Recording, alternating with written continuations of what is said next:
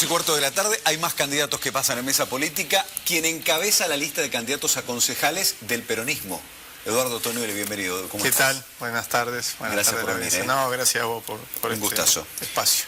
Elección abierta, ¿no?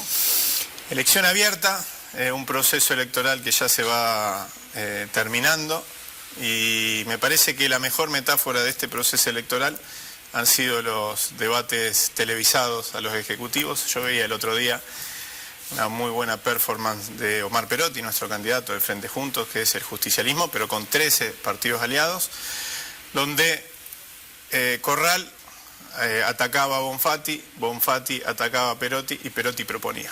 Me parece que es la mejor metáfora de este proceso electoral. Otro tanto en la discusión a intendente y el debate a intendente con Roberto Zuckerman, que fue extremadamente propositivo. ¿Qué tomo, por ejemplo, de ese debate y de esas propuestas? Algo que para nosotros es importantísimo porque tiene que ver con el transporte público, uno de los temas con los que más hemos trabajado, porque es el gran árbitro de una ciudad, decide quién se queda dentro y quién entra, ¿no es cierto?, al circuito económico, social de una ciudad.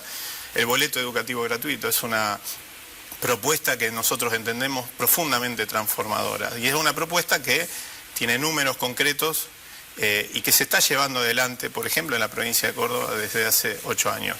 El que va a estudiar a la primaria, a la secundaria, a la universidad, a un terciario, no paga. El que va a dar clases a la primaria, a la secundaria, no paga. Y el que trabaja donde se da clases, el no docente, la no docente, no paga. Eso se le suma el boleto para adultos mayores desde los 60 años en el caso de las mujeres, desde los 65 en el caso de los varones, y un boleto diferencial para los trabajadores que cobren menos de 2 salarios mínimos. Ahí nosotros lo que estamos haciendo es recuperando 2 conceptos. Primero, que el transporte, algo por lo que batallamos muchos, es un servicio público esencial, del que depende no solamente la vida del usuario, sino la actividad económica de una ciudad, la actividad educativa en este caso también, y que la movilidad es un derecho humano básico.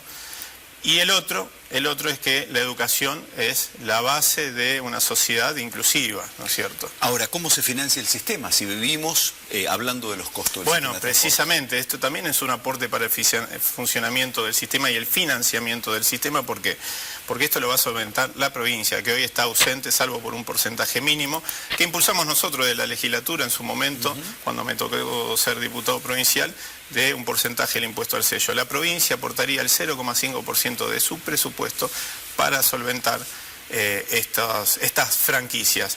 Las empresas de transportes, las empresas estatales o privadas recibirían el pago de esas franquicias vía una tarjeta sin contacto, es decir, no es un subsidio a las empresas, es directamente dinero en el bolsillo de los estudiantes, de los trabajadores. ¿Para qué? Para recuperar la idea de que la educación necesita de más inversión pública y además de alguna manera permitir que muchos jóvenes que hoy están dejando la escuela, la deserción escolar, ¿no es cierto?, es un fenómeno dolorosísimo en nuestra sociedad, puedan quedarse, ¿no es cierto?, en las aulas. A eso se le suma el boleto educativo rural, porque donde hay más deserción escolar, en general por las distancias, por los costos que hoy tiene el transporte. Si hablamos del urbano, es altísimo. Si hablamos del interurbano, directamente usurario los costos del transporte, ¿no? ¿Por qué tiene que tener un intendente concejales de su propia tropa? ¿No sería un consejo mucho más abierto a la posibilidad de diferentes fuerzas políticas? Es que el consejo ya tiene diferentes fuerzas políticas. Más allá de cómo salga la elección legislativa, eso no va a variar demasiado en su composición. La variedad que tiene, la fragmentación que tiene el consejo, no va a variar demasiado. Nosotros entendemos, y por eso pedimos el voto a esta lista de concejales y concejales que me toca encabezar, pero en la que me acompañan Marina Magnani, Fernanda Gigliani, Silvana Teiza, Carola Nin, 4 mujeres, ¿no es cierto? Bendito tú eres entre todas las mujeres, entre los 5 primeros lugares. Tiene que ver con un fenómeno también, que la mayoría de las listas legislativas del peronismo han sido encabezadas por mujeres. Ese espacio ha marcado la agenda legislativa de la ciudad de Rosario. Frente a la situación a la que nos llevó la política económica del gobierno de Macri, en lo laboral y en lo productivo, propusimos el compre local, propusimos el programa de acompañamiento a pymes industriales de la ciudad de Rosario. ¿Para qué? Para que el municipio deje de comprar contenedores en Chile, bicicletas públicas en Córdoba y carrocerías para las nuevas unidades de transporte público en provincia de Buenos Aires, frente a la situación social, la emergencia social. Frente al desastre en materia de transporte, con muchos barrios de la ciudad de Rosario, la mitad sin colectivo a la noche y cada vez menos frecuencias, propusimos el Observatorio Social de Transporte y distintas alternativas de financiamiento. Es decir, hemos sido, además de quienes interpelamos a la Intendencia en procesos como el del intento brutal de endeudamiento que hoy generaría que el 50% del presupuesto esté tomado por la deuda, por el aumento del dólar.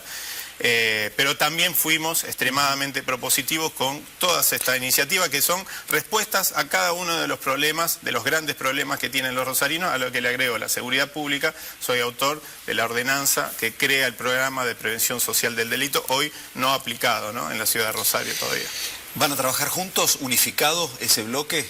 Lo venimos haciendo. Lo más interesante de estos últimos años en el Consejo es que después de, te diría que décadas, y entiendo que preanunciando lo que puede pasar en esta elección del domingo, venimos trabajando en conjunto. Por supuesto que uno propone, uno impulsa iniciativas, no lo hace nunca solo, lo hace con distintos sectores organizados de la sociedad, pero es desde determinados lugares donde están las herramientas que son los ejecutivos, donde se puede aplicar esas ordenanzas y se puede resolver esos problemas. Por eso proponemos a Roberto Zuckerman, a Omar Perotti, por eso trabajamos en un modelo de desarrollo nacional. Yo a veces escucho a candidatos del oficialismo municipal, candidato del socialismo a la Intendencia, Pablo Hapkin, decir casi como un mantra, primero Rosario, segundo Rosario, tercero Rosario, intentando convertir una deficiencia que es la no referencia en ningún proyecto político de país como si fuera una virtud.